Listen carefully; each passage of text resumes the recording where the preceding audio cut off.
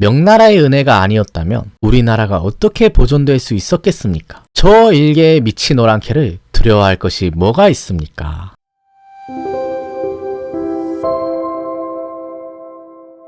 네, 조선시대 사극영화 특집 오늘은 6번째 작품을 만나볼 텐데요. 오늘 우리가 살펴볼 작품은 2017년에 개봉했던 영화 남한산성입니다. 네, 남한산성은 우리의 아픈 역사죠. 인조 때 있었던 병자호란에 대해서 다루고 있는 영화인데요. 유명한 남한산성이라는 작품을 원작으로 하고 있습니다. 우선 영화를 좀 더 세부적으로 이해하기 위해서는 당시에 급변하는 동아시아 정세를 이해할 필요가 있는데요. 당시 만주 지역에 있었던 후금이 나중에 국호를 청으로 바꾸고 동아시아의 패권을 놓고 명과 일전을 벌이게 됩니다. 그런데 당시의 청나라는 이 명나라를 도모하기 이전에 그 명나라와 사대 관계에 있었던 조선에 대한 견제를 시작해요. 그래서 1627년에 정묘호란을 일으켜서 조선과 형과 아우의 관계를 맺게 됩니다. 그로부터 약 10년이 지나서 이제 청나라의 두 번째 지도자인 홍타이즈가 황제로 등극을 하게 되고 조선에 본격적으로 군신 관계를 요구하게 돼요. 이때부터 본격적으로 조선과 청나라 사이에 마찰이 시작되는데요.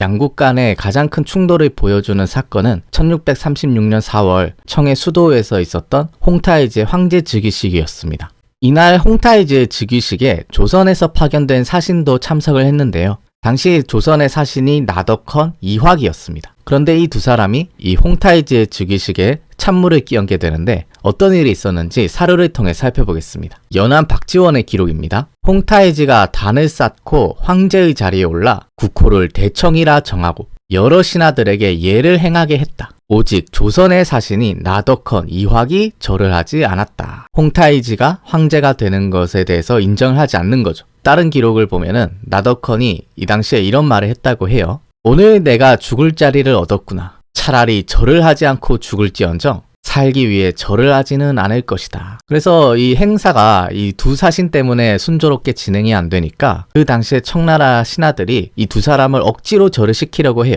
이 과정에서 소동이 일어나게 되는데요. 장사들이 억지로 절을 시키려고 하자 나덕헌이 바닥에 누운 채 다리를 쭉 뻗고 버텼다. 장사들이 다가오자 크게 호통을 치며 발길질을 했다. 나덕헌의 발길질에 코피가 터지는 자도 있었다. 그가 나덕헌이 이제 죽기 살기로 절을 거부하고 있는 거예요. 그때부터 이 두 사람에 대한 구타가 시작됩니다. 당시의 상황을 이렇게 전하고 있어요. 장사들이 우르르 달려들어 거꾸로 매달고 질질 끌어 머리카락과 수염이 거의 다 뽑히고 숨쉬지 못할 지경에 이르렀다. 또 계속해서 읽어보면 몽둥이로 난타당하여 피가 옷과 땅을 적셨다. 나덕헌이 계속 한 거 아니 구타가 더 심해져 오른쪽 갈빗대가 부러졌다. 이렇게 조선 사신들이 한 거를 하니까 그 청나라 신하들이 청태종한테 저 사신들을 죽여야 됩니다. 목을 베어야 합니다. 이렇게 건의를 하게 돼요. 근데 그 건의에 대해서 청태종이 이렇게 말을 했다고 합니다. 저것들이 지금 죽여달라고 하는 것인데 죽이면 저들의 소원을 들어주는 꼴이 된다. 지금 저것들이 죽여달라고 저러는 거다. 저놈들 소원대로 해주면 되겠느냐 이렇게 하는 거죠. 그러면서 또 이렇게 말을 해요. 이것은 조선이 우리와 틈을 만들고자 짐으로 하여금 사신을 죽이게 하여 그 책임을 우리에게 돌리려는 수작이다. 저 사신들이 지금 일부러 저러는 거다. 청과 조선 사이의 관계를 틀어지게 만들고 그 책임을 전부 청나라에게 돌리려고 하는 수작이다. 그러면서 이렇게 말을 해요. 짐은 한순간의 작은 분노로 분풀이하는 것을 좋아하지 않는다. 전시에도 사신은 죽이지 않는 법이다. 감정적으로는 당연히 죽이고 싶었을 것 같은데 청태종이 이성적으로 판단해서 저 사신들을 죽이지 않고 다시 조선으로 돌려보내는 결정을 한 거예요. 이렇게 해서 조선 사신들이 이제 죽지 않고 무사히 조선으로 돌아오게 되는데 이때 돌아오는 길에 또 한 가지 문제가 발생하게 됩니다. 당시 조선 사신들이 조정에 지금까지 있었던 일을 보고를 올리게 되는데 그 보고 내용 중에 이런 내용이 있어요. 신들은 심량에서 그들의 위협에 굴하지 않았습니다. 또 그들이 국서를 주었는데 감히 황제라 칭하는 등 내용이 폐악하고 오만하여 묻고 있는 곳에 버려두고 왔습니다. 그러니까 이 조선 사신들이 단순히 절만 하지 않은 게 아니고 그 돌아갈 때 준 청나라의 국서를 그 숙소에다가 그냥 버려두고 온 거예요. 이거는 청나라를 거의 외교 상대로 인정을 하지 않는 거죠. 우리가 저들의 위협에 굴하지 않고 절도 안 하고 국서도 그냥 버려두고 왔다. 아주 당당하게 자랑하듯이 이렇게 말을 했습니다. 그래서 조선에서 이러한 보고를 알게 되었는데요. 놀랍게도 조선에서는 이 조선 사신들을 처벌해야 된다고 주장을 합니다. 근데 이들을 처벌해야 된다고 하는 이유가 아주 놀라운데요. 비변사에서 이렇게 주장을 해요. 나더컨 등이 을을 위하여 자결하지 못했으니 지극히 놀랍습니다. 또한 국서를 받자마자 던져버리지도 않고 아무렇지 않게 받았으니 일 처리가 매우 해괴하고 분합니다. 그가 이 조선 조정에서는 왜 자결하지 않았냐. 그런 수모를 겪었으면 당연히 죽어야지. 또 국서도 받자마자 그 자리에서 버렸어야지 왜 받아서 숙소까지 갖고 왔느냐. 이런 일을 따지면서 처벌해야 된다고 요구를 하는 거예요. 또 승정원에서도 이렇게 말을 해요. 나더컨 등이 사신으로서 칼에 엎어져 자결하지는 못할 망정 어찌 저 짐승 같은 무리들에 휩쓸려 절하고 머리를 조아리는 행사에 참여할 수 있단 말입니까? 그러니까 이번에는 그 행사에 참여한 자체를 문제 삼는 거예요. 그러면서 심지어 이 두 사람을 죽이라고 건의를 하는데요. 이렇게 말을 합니다. 이 두 사람을 죽이지 않으면 인심을 수습하고 군의 사기를 진작시킬 수 없을 것이니 빨리 두 사람의 목을 베어 국경에 매달고 대의를 밝히소서. 아니 이 나더컨, 이확 이 사람들도 구타까지 당해가면서 그 청나라에 대해서 강경한 자세를 취했는데 조선 조정에서는 그 정도 행위도 마음에 안 드는 거예요. 이렇게 해서 인조가 그 두 사람을 죽이지는 않고 어디 산성에 보내서 3년 동안 귀양살이를 하도록 해요. 인조가 여러 신하들한테 이렇게 말을 합니다. 오랑캐가 감히 주제넘는 칭호를 쓴 뒤부터 우리나라를 업신여기는 것이 이전보다 더 심하다. 우리나라는 수천 리의 국토를 가지고 있는 나라인데 어찌 한결같이 움츠리며 모욕을 당하고만 있겠는가. 그러니까 우리나라도 수천 리의 땅을 가지고 있는 큰 나라다. 작은 나라가 아니다. 인조가 아주 강하게 나왔습니다. 그러면서 또 이렇게 말을 해요. 우리 군사가 비록 겁이 많지만 좋은 장수를 얻어 군유를 세운다면 용감해질 것이다. 우리 군사가 어찌 오랑캐보다 못하겠는가. 이렇게 인조가 굉장히 센 발언들을 하는데 더 놀랍게도 인조가 이 청나라와 홍타이즈한테 이런 국서를 보내게 돼요.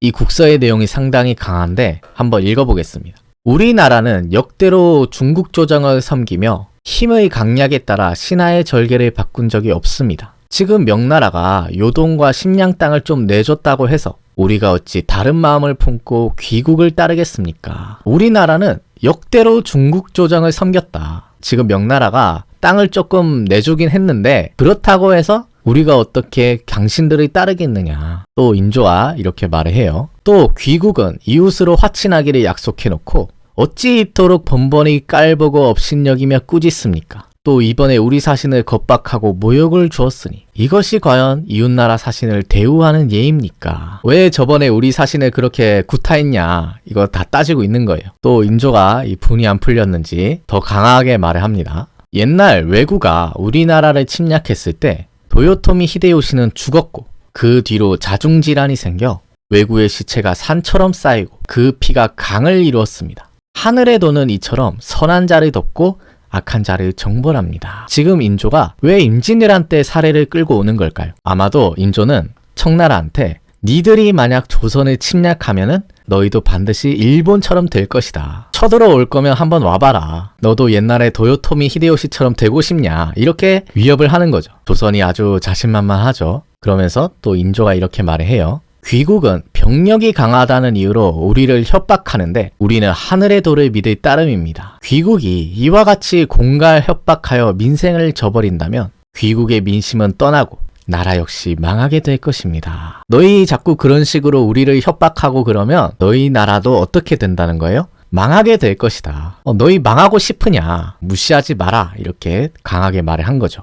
그러면서 글을 이렇게 마무리합니다. 귀국은 널리 생각하고 깊이 헤아리길 바랍니다. 조선이 뭘 믿고 이렇게까지 강하게 말을 했는지 모르겠는데 어쨌든 청나라한테 국서를 보내서 너희도 잘 생각해라. 임진왜란 때 일본처럼 되고 싶냐. 이렇게 강하게 말을 했습니다. 그래서 이렇게 너무 조선 조정이 말만 앞세우고 너무 명분에 이렇게 집착하니까 이걸 좀 진정시켜야 할 사람도 있어야 되잖아요. 그 역할을 했던 사람이 바로 최명길입니다. 좀 현실적인 말들을 하는데요. 최명길이 이런 건의를 해요. 병법에는 권모술수가 없을 수 없습니다. 비록 사신은 보내지 않더라도 역관을 들여보내 저들의 동태를 계속 살펴야 됩니다. 그런 강경론도 좋고 명분도 좋은데 통역관이라도 들여보내서 계속 적들을 살펴야 된다. 그러면서 또 이런 말도 합니다. 하루아침에 적의 기마병이 휘몰아오면 북방의 여러 고을은 적의 수중에 떨어지고 사람은 죽어나가고 종묘사직은 파천을 해야 하니 이런 지경에 이르면 그때 누가 책임을 집니까? 그런 식으로 해서 전쟁이 일어나면은 그때 가서 대체 어떻게 책임을 질 거냐, 이 사태를. 그 사람들이 책임질 수 있습니까? 감정과 말만 앞세워서는 안 된다, 이렇게 말을 하는 거겠죠. 또 최명길이 이렇게 말도 해요. 압록강이 얼면 화가 목전에 닥칠 것이니 신은 매우 통탄스럽습니다. 그 겨울에 압록강이 꽝꽝 얼면은 청나라 기마부대가 말을 타고 그대로 돌격해 온다는 거예요. 이때가 전쟁이 나기 약 3개월 전의 상황인데 최명길은 3개월 전부터 금방 전쟁이 일어날 것 같다, 이런 식으로 하시면 안 된다, 나라의 미래를 염려를 하고 있는 겁니다. 근데 당시 조정의 분위기는 최명길의 이러한 말이 잘 먹히지가 않았습니다. 오히려 더 강경하게 오랑캐와 한번 싸우자, 나라가 망하더라도 명나라에 대한 의리를 지켜야 된다, 이런 분위기였어요. 당시 강경론자 중에 한 명이었던 조빈이 상소를 올려서 이렇게 말을 합니다. 우리나라가 왕업을 일으킨 근본은 중국을 높이고 오랑캐를 배척한 것에 있습니다. 이런 까닭으로 임진왜란 때 명나라가 구해준 힘을 입어 국가의 운명이 다시 태어나게 된 것입니다.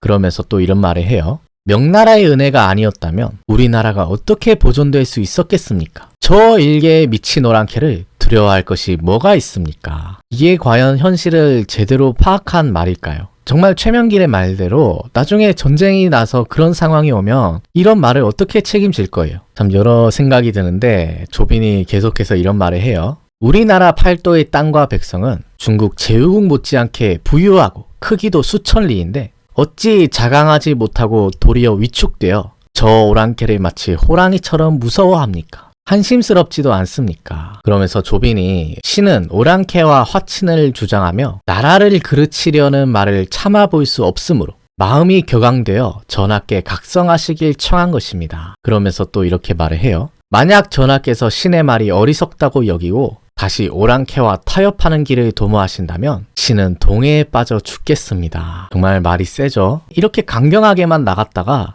나중에 전쟁이 나면 대체 어떻게 책임지려고 이런 말을 하는 걸까? 저는 사실 잘 모르겠어요. 그리고 참 아니나 다를까 최명길의 우려대로 이렇게 강경하게 나갔던 조선이 결국 그 대가를 치르게 됩니다. 다음 2부에서는 이 말들의 대가가 얼마나 참혹했는지 한번 확인을 해보시길 바랍니다. 오늘은 여기서 마치겠습니다. 시청해주셔서 고맙습니다.